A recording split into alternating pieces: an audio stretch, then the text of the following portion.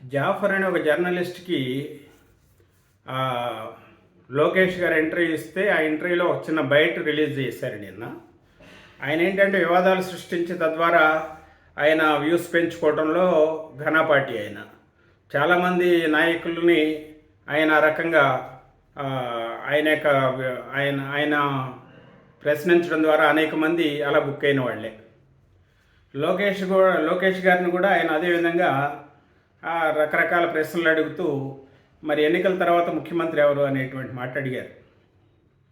లోకేష్ గారు చెప్పాల్సినటువంటి సమాధానం ఏంటంటే, ఆయన మనం చెప్పేంత గొప్పవాళ్ళం కాదు, కానీ అంటే వివాదాస్పదం కాకుండా ఉండటం కోసం, తప్పించుకోవడం కోసం చెప్పాల్సినటువంటి సమాధానం ఏంటంటే, రెండు పార్టీలు పొత్తులు వెళ్తున్నప్పుడు ఎవరి మనోభావాలు వాళ్ళకుంటే సున్నితమైనటువంటి విషయాలు ఇవన్నీ కూడా ఒక చిన్న విషయం ద్వారానే పొత్తు విచ్ఛిన్నమయ్యేటువంటి పరిస్థితి కూడా ఉంటుంది. ఒక పక్కన వైఎస్ఆర్సీపీ కూడా దానికోసం ఎదురు చూస్తూ కూర్చుంది. ఈ పొత్తు ఎక్కడో చోట చెడిపోతే బాగుంటుంది, విపక్షాల ఓట్లు చీలిపోతే మళ్ళీ ప్రభుత్వంలోకి రావచ్చు అని చెప్పి ఒక పక్కన అధికార పక్షం కాచు కూర్చుంది.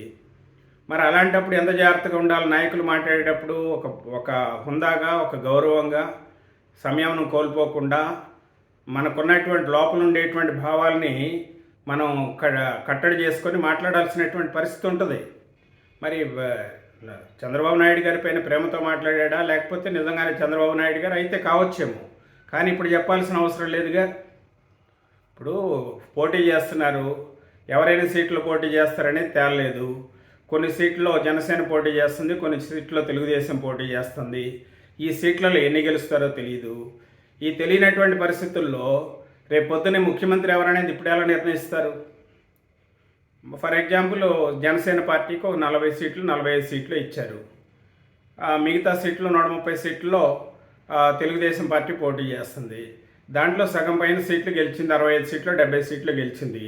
ముఖ్యమంత్రి కావటానికి 70 సీట్లు 65 సీట్లు సరిపోతాయా? అప్పుడు మిత్రపక్షం యొక్క సహకారం అవసరమా లేదా? మిత్రపక్షం అప్పుడు ఒక 30-40 వీళ్ళు గెలిచినప్పుడు అప్పుడు ప్రభుత్వం ఏర్పడేటప్పుడు మిత్రపక్షం యొక్క సహకారం లేకుండా ప్రభుత్వం ఏర్పడేటువంటి అవకాశాలు ఉంటాయా?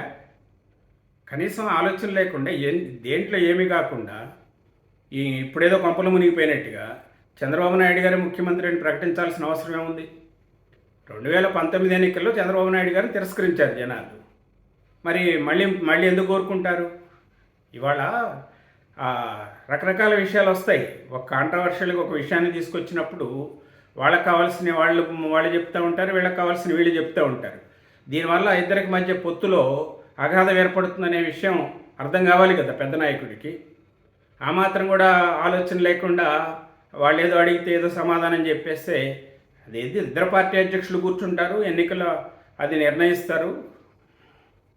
ఎన్నికలు అయిపోయిన తర్వాత కదా ఆ సంగతి ఇప్పుడు ఎందుకనే విషయాన్ని సున్నితంగా చెప్పేస్తే అయిపోయేదానికి దీన్ని ఇంత వివాదాస్పదం చేసి ఒక పక్కన జనసేన శ్రేణులు, మరొక పక్కనేమో కుల సంఘాల నాయకులు, ఒక పక్కన హరిరామ జోగయ్య గారు, వీళ్ళందరూ ఈ విషయం పైన స్పందించి ఈ విషయం పైన మాట్లాడి నానా గందరగోళం 2 రోజుల నుంచి ఇదే రాత్రి నుంచి ఈరోజు వరకు కూడా ఇదే కొనసాగుతున్నటువంటి ట్రెండ్. ఈ ఏమాత్రం కూడా పొత్తుకు మంచి కాదు. పొత్తు అనేది చాలా గౌరవప్రదంగా జరగాలి. చాలా విషయాల్లో ఒకరికొకరు ఇచ్చిపుచ్చుకునే ధోరణి ఉండాలి. పవర్ షేరింగ్ ఉండాలని జనసేన పార్టీ కార్యకర్తలు కోరుకుంటున్నారు. అది ఉంటుందో ఉండదో తర్వాత విషయం. లేదు అని చెప్పి ఇప్పుడు వాళ్ళ మనోభావాల్ని దెబ్బతీయటం అనేది మరి పెద్ద రాజకీయ పార్టీగా తెలుగుదేశం పార్టీకి అది వాంఛనీయమా? అది అవసరమా? ఆలోచించాల్సినటువంటి విషయం.